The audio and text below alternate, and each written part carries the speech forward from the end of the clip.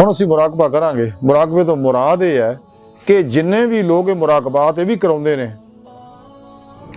Recce वाले,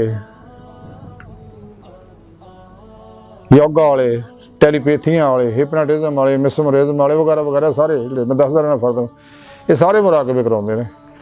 लेकिन इन्हां दे मुराकबे दे फवायद आकाशमगन एनर्जियां, माइंड साइंस, समझदा हीलिंग एनर्जी वगैरह ये इहदे नाल ताल्लुक रखदे आ। लेकिन जिहड़ा रूहानी प्रोग्राम है इहदा ताल्लुक कल्ब नाल है।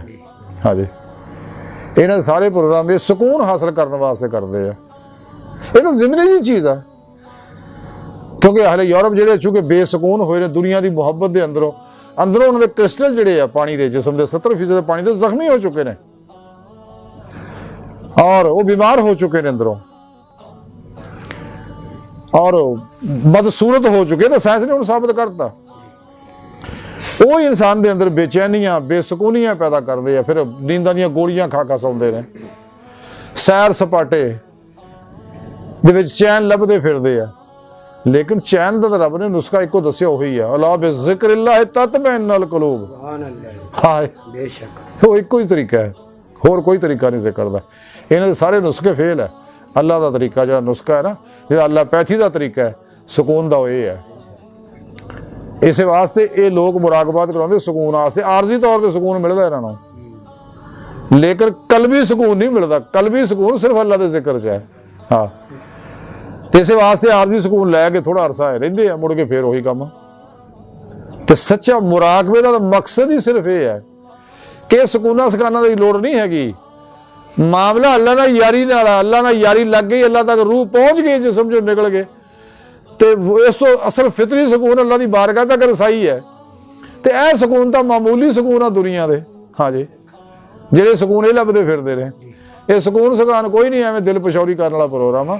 सच्चा सुकून तो रब ने दसिया सुकून का, अला बिज़िक्रिल्लाह तत्मइन्नुल कुलूब। दिलां नूं सुकून अल्लाह के जिक्र नाल है। ओ कलबी जिक्र जिहड़ा जाकिर नूं मज़कूर नाल मिला देवे। सुभान अल्लाह, क्या बात। जाकिर नूं मज़कूर नाल मिला देवे, यानी बंदे नूं रब नाल मिला देवे, तो फिर हकीकी सुकून फिर है। यह सुकून तो आरजी है जो लभदे फिरदे। ये तो चीज़ां वैसे जिमनी मिल जांदियां इंसान नूं। हकीकी जिक्र तो मुराद मुराकबा। मुराकबे तो मकसद यह है कि रूह च कुव्वत परवाज पैदा करनी है, रूह नूं रब दी बारगाह तक पहुँचाउणा।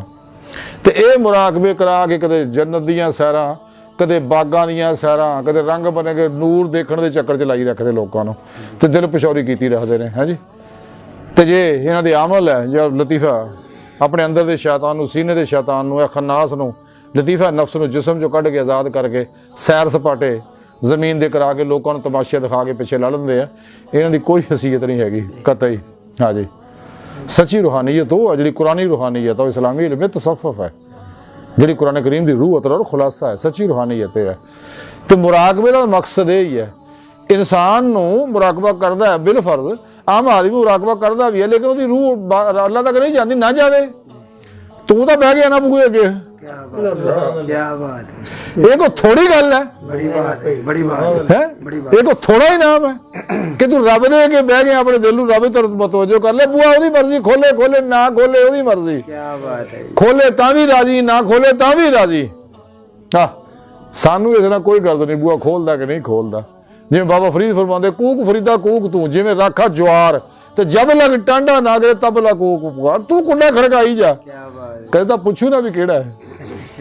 हाँ, छड़ी ना मैदान छड़ के भजी ना, बस बह जाओ तो बूहे अगे, अपने दिलों इधर मतवज्जो कर ला। अल्लाह जिक्र कर, जिक्र कल्बी कर, इंशाअल्लाह करे। एक वक्त आ जाएगा जरूर कि तेरी रूह है जिस्म जो निकल के अल्लाह की बारगाह तक पहुंच जाएगी। ये बहुत बड़ी बात है।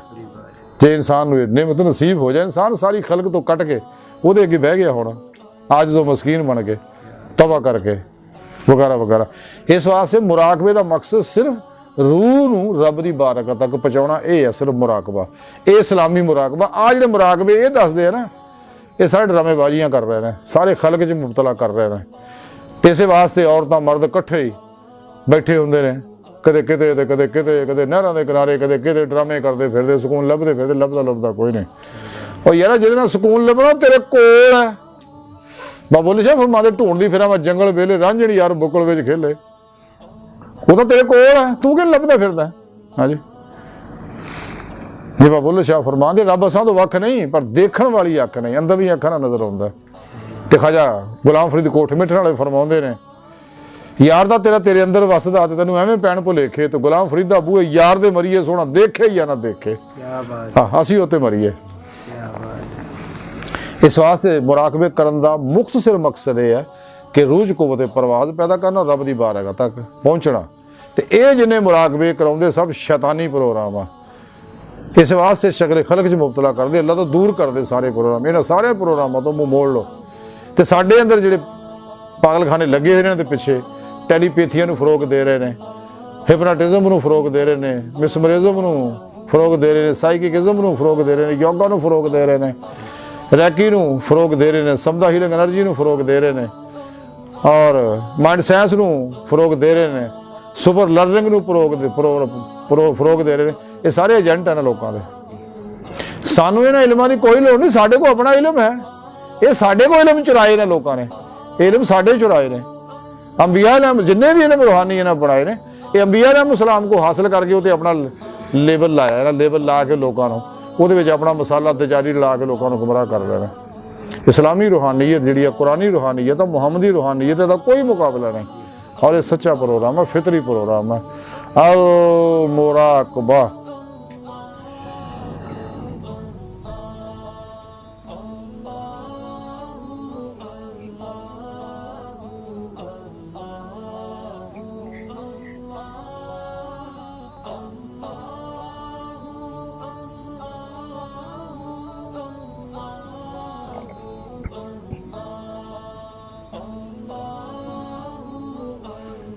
अल्लाहु अकबर।